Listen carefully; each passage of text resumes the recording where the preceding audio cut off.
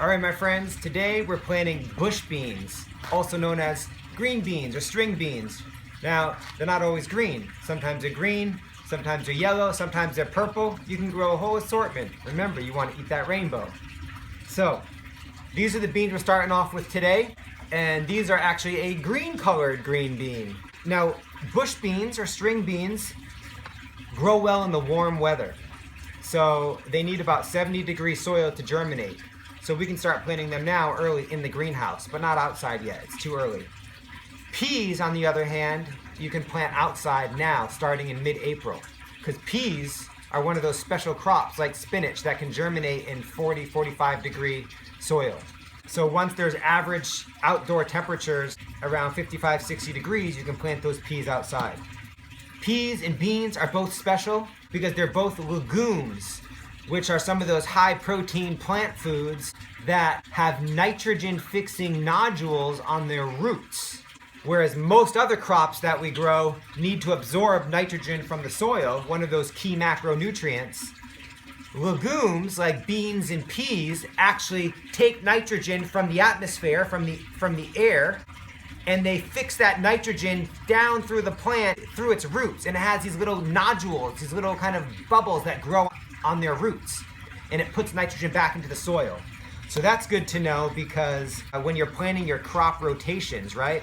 It's good to plant your beans and your peas to fix that nitrogen. And then after that, you might choose to plant a crop in that bed that takes a lot of nitrogen out, like corn or squash or kale.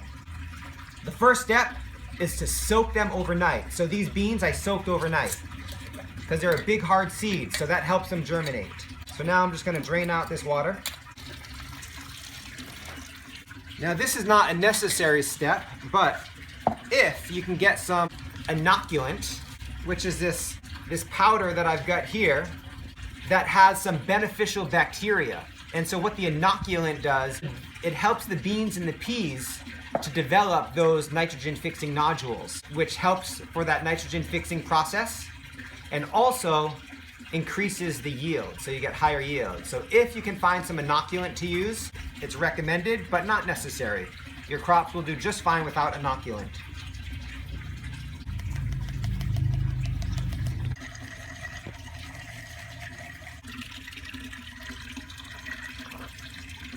So now, you can plant your beans as close as 2 inches apart. And you want to plant them 1 inch deep. I'm just going to eyeball it, but if you want to use a stick or something to measure it and to lay it out first, you should do that.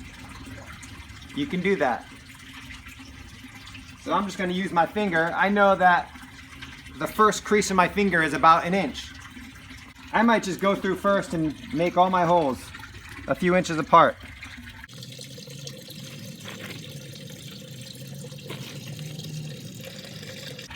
Now, if you were doing this on a big farm with a large bed, you might space your rows anywhere from 12 to 32 inches apart because these plants do get pretty big.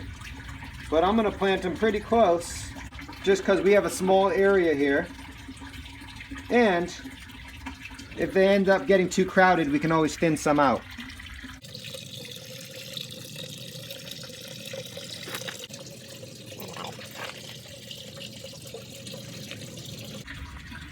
Tommy, what are you doing? Well, Maddie, I'm making holes for the bush beans. I love bush beans. How do you like to eat your bush beans, Maddie? I just eat them raw, right off the plant. Sometimes I eat them with hummus. Nice. Is that how you got those big muscles? I eat lots of plants. That's how I get big and strong like Popeye, who eats just only spinach to make him strong. All right, now let's plant these beans.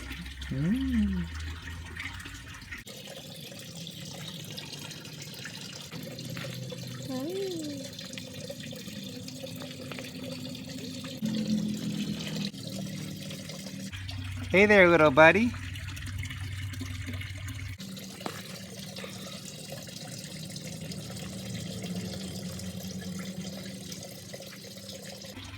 Mommy, ¿Qué pasó?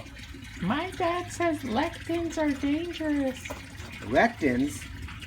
Well, some people are concerned about the lectins, which can be considered an anti-nutrient, and they do exist in beans and nuts and seeds. But you know what? Studies have shown that when they're soaked, sprouted, or cooked, any of the harmful lectins are done away with. So don't be afraid of lectins.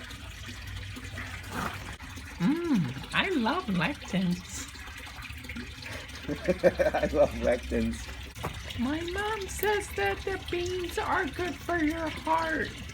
And They are. Beans are good for your heart. And you know what else? the more you eat them, the more.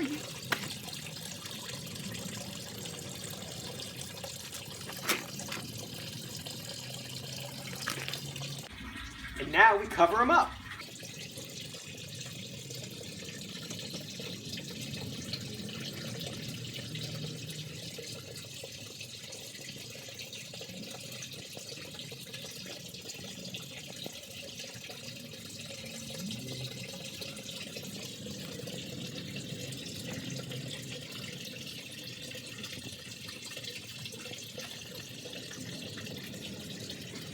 I love the feeling and the smell of that fresh compost.